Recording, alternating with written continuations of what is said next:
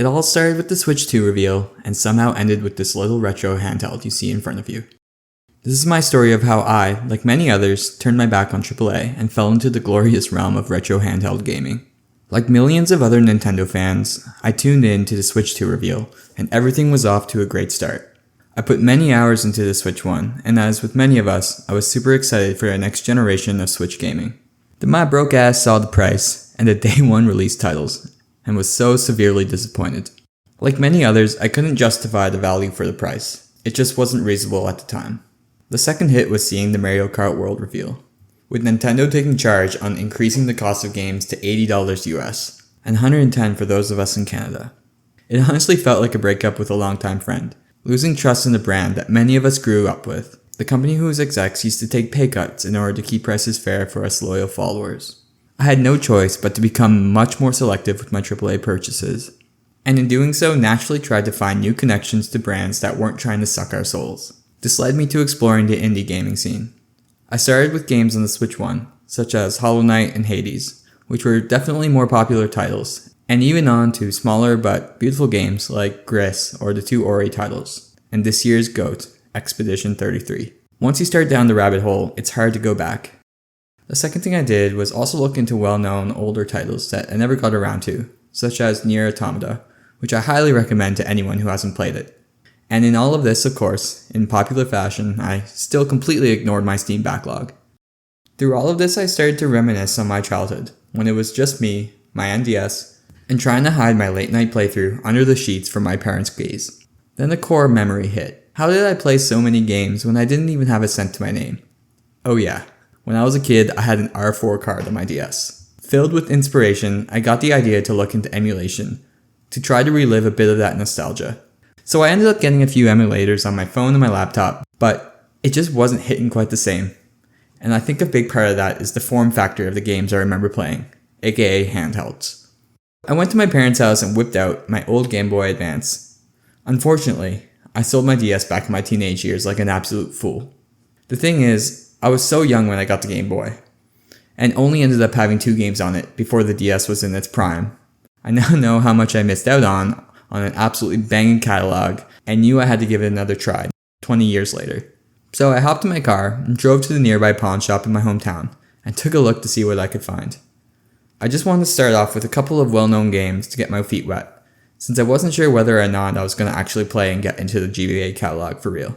So I got 2 games, Super Mario and FF6, which I know just from being alive that those were some of the top games on the system. I'm not gonna lie, it was a lot of fun, and I was starting to itch some of that feeling I was looking for. I needed more and went looking further down the rabbit hole.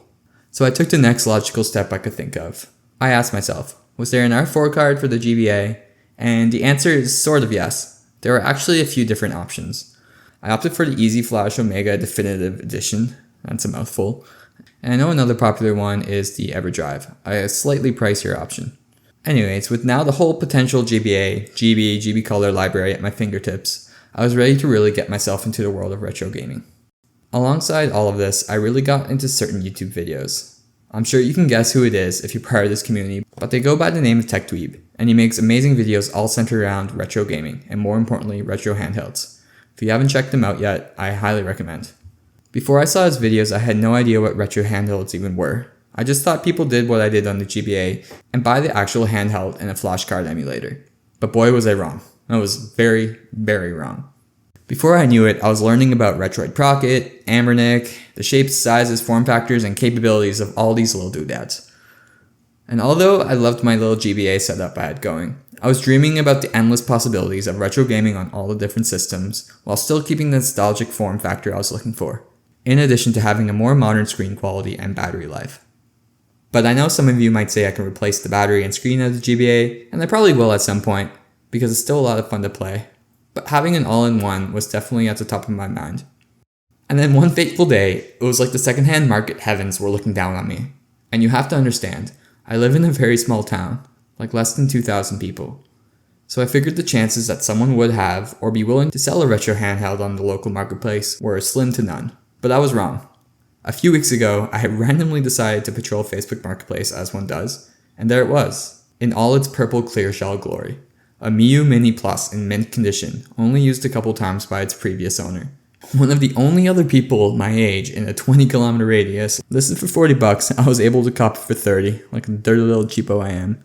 And this brings us now to today, a baby in an undiscovered ocean, ready to drown into the endless void of retro gaming and retro gaming handhelds. I've really been enjoying my time with it so far. It's great to just toss in my pocket and take on the bus, or on some of the camping trips I do in the summer.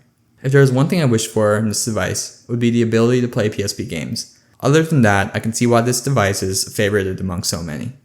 Now that's really all I had. I believe that others can also relate to this fall from the AAA world, and I would love to hear y'all's story too. Also, please give me some game recommendations for this thing. Like I said, my handheld experience really started at the DS when I was a kid, so tell me some of your favorite hidden gems, ROM hacks, or all-time classics. I'd love to give them a try.